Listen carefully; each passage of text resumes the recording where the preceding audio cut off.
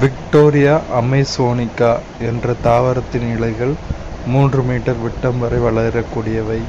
நன்கு வளர்ச்சியடைந்த இலையின் மேற்பரப்பு 45 கிலோகிராம் எடை அல்லது அதற்கு இணையான ஒருவரை தாங்கும் திறன் கொண்டது. அதாவது என்ன கொடுத்துருக்காங்கன்னா,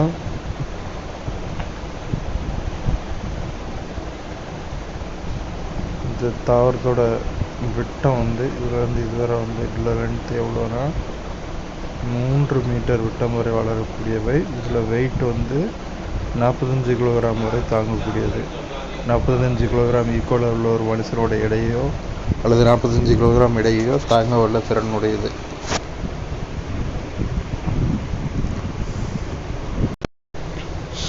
$470 மில்லியன் ஆண்டுகளுக்கு முன் உருவான நிலவாழ் தாவரங்கள் மாஸ்கள் மற்றும் லிவர்வோர்ட்ஸ்கள் ஆகும்.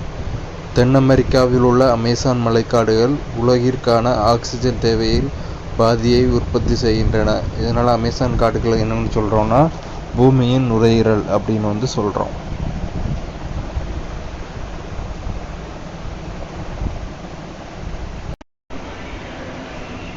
ஒவ்வொரு ஆண்டும் அக்டோபர் மாதம் முதல் திங்கட்கிழமை உலக வாழிட நாளாக அனுசரிக்கப்படுகிறது.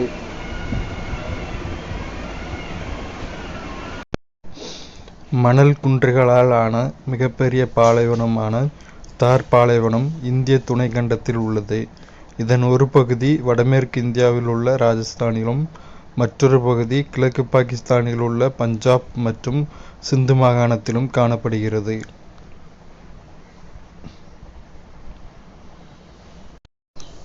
ஒரு செல் உயிரிகள் மற்றும் பல செல் உயிரிகள் இடையே உள்ள வேறுபாடுகள். ஒரு செல் உயிரிகள் பல செல் உயிரிகள். ஒரு செல் உயிரிகள் ஒரு செல்லால் ஆனவை. பல செல் உயிரிகள் பல செல்களால் ஆனவை. ஒரு செல்லே வாழ்க்கை செயல்கள் அனைத்தையும் மேற்கொள்கின்றது. ஒரு செல்லில் பல செல் உயிரிகளில் செல்களுக்கிடையே பணிகள் பிரிக்கப்படுகின்றன. வெவ்வேறு செல்கள் வெவ்வேறு செயல்களை செய்வதற்கேற்ப சிறப்பு அம்சங்களை பெற்றுள்ளன. ஒரு செல் உயிரிகள் பொதுவாக இவை அளவில் மிகச்சிறியவை, நுண்ணோக்கியால் மட்டுமே பார்க்க இயலும். பல செல் உயிரிகள் பொதுவாக இவை அளவில் பெரியவை, கண்களால் பார்க்க இயலும். ஒரு செல் உயிரிகளில் திசுக்கள், உறுப்புக்கள் மற்றும் உறுப்பு மண்டலங்கள் கிடையாது. பல செல் உயிரிகளில் திசுக்கள், உறுப்புக்கள் மற்றும் உறுப்பு மண்டலங்கள் உள்ளன. ஒரு செல் உயிரிகளில் செல்களின் அளவு அதிகரிப்பதன் மூலம் வளர்ச்சி நடைபெறுகிறது. பல செல் உயிரிகளில் செல் பிரிவு மூலம் செல்களின் எண்ணிக்கை அதிகரித்து வளர்ச்சி நடைபெறுகிறது. ஒரு செல் உயிரிகளுக்கு எடுத்துக்காட்டு அமீபா, பாரமீசியம் மற்றும் யூகுலினா. பல செல் உயிரிகளுக்கு எடுத்துக்காட்டு மண்புழு, மீன், தவளை, பல்லி மற்றும் மனிதன்.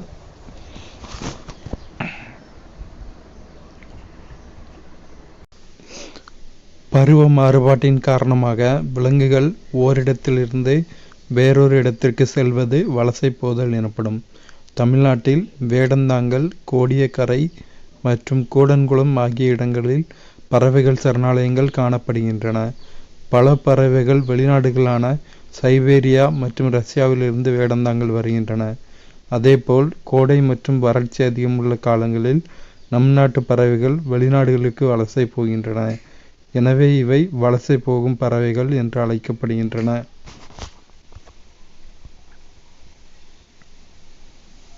சில விலங்குகள் அதிகப்படியான குளிரை தவிர்க்க அனைத்து செயல்பாடுகளையும் நிறுத்தி கொண்டு உறக்கத்தில் ஈடுபடுகின்றன.